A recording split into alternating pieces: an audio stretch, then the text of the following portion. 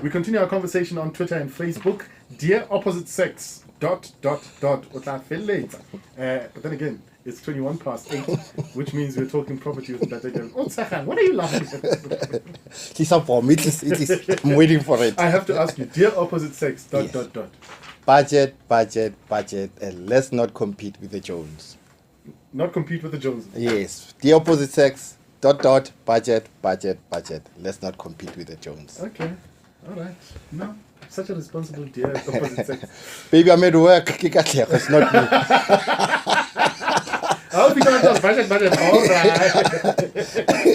Okay, so today we are still looking at the conversation from a seller's point of view. That's correct. We're talking about accepting or declining the offer to purchase. But Yes. before we go there really quickly, we had a listener who sent a comment through saying that she enjoyed that show when we were telling people how to prepare the property. That's correct, sir. For sale, to make it sale appealing. If you will. Yes. I learned a new term. Okay. I was watching, I think it was TLC. They had one of these property shows. Yes. And they talked about curb appeal. And I was like, I'm going to use that. Curb appeal. So that's how the house looks on the outside. The property looks on the outside as you turn the curb. That's correct. But here we were talking about the inside as well. Please let there not be the painty hanging from this.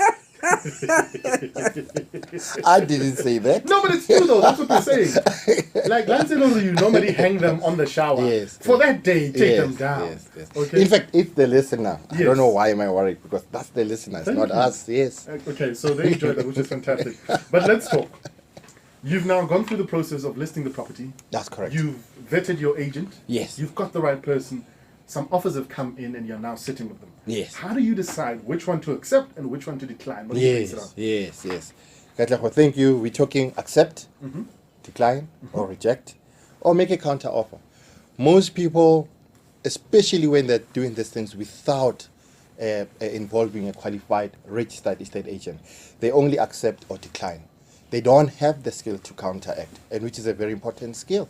Ah, so the counter offer. Yes. Okay, so what should you base that decision on? A lot of people would assume that it just comes down to numbers. So it comes down to, I've listed the property at 1 million. Yes. The person has come in very low, so at 800 or maybe 900. Yes. I'm just going to decline. Yes. Or at least if we do negotiate, if they're not coming down to my number, I'm going to then walk away.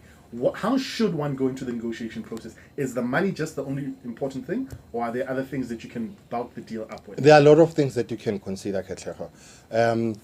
If we look in terms of, firstly, we have to address this. When you put that asking price, is the asking price based on market related?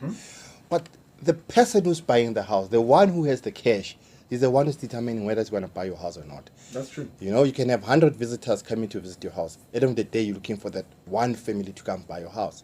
So what's the point of having your property? Million of people came, but you don't have an offer. Okay, so maybe give me some tips. What else could I put into a deal if I find, let's use a scenario like that. Yes. The property is in at 1 million. The offer has come in at 900. Yes.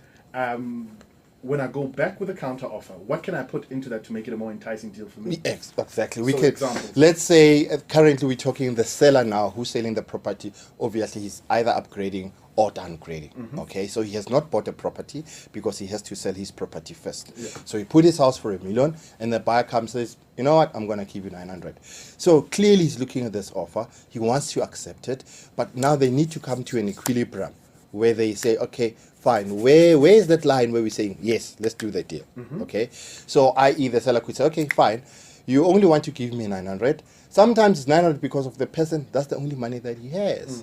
Not because of he can't make 1 million, he would love to, but that's the only person who is willing to buy the property at that particular time is the one that has 900. Then it's okay, fine, give me that 900, but as soon as the property registered, I'll stay in the property for the next 6 months to cover the difference. Okay. You know, I'll take my time looking for the property. Maybe at that time, Katlego, you're still staying with your parents. So really, you know, it does not really matter even if you have the property now, you're living in the property, you occupy immediately, or maybe you occupy after 6 months. You know what I'm saying? Because at the end of the day, you get the property that you're looking for. So that's if you're the buyer. Yes. It just means waiting a couple more months and you're getting it at the price you wanted. Exactly. And if you're the seller, of course, it means you're not under pressure to now find a new property Yes. and be out quickly. Exactly. You used a fantastic sort of example which I liked. Yes. Was that Haunale also to Sanguntlung? So a Exactly. helper. Yes. And you might be sort of moving out of the country, so maybe going to do some expat work for 2 years. Yes. In another part of the world. Yes. You're selling that property. Yes. You could say, if you've got a good relationship with the lady who works for you. That's correct. Here's the deal. Yes. Okay, I've got Ausi, she works here, but Yes. because I'm leaving, Yes. she might have to find a new job. Yes. So how's about, yes, I will take the 100,000 rands less. Yes. But guarantee me that for the next 2 years, Yes. she's and this has to be on paper, right? That's correct. It has to be on So paper. she's going to have a job with you working Yes. in this house for the next 24 Exactly. months. Exactly, Gacha. Those are- Yes. yeah. Because Mr. Smith saying, you know what, Mavis has been working for me for the last 20 years, but I need to go back home in England or whatever the case might be. Yeah. You understand? And somehow we have never made enough provision for Mavis. So here's the deal. I'm going to accept your lower offer, provided you take Mavis with. Fantastic. So in a word, if we were to wrap up the negotiation process, Yes. what would we say? So going into negotiations as the seller, what should you have top of mind? Don't just reject any offer. Sit down, look at it, role play with your agent. The agent knows the buyer very well. The agent's job is to represent you, the seller, Yeah. at the same time being ethical towards the buyer. Fantastic. That was Million Rand listing. Role play with your agent, not that other the clean role play. Beautiful.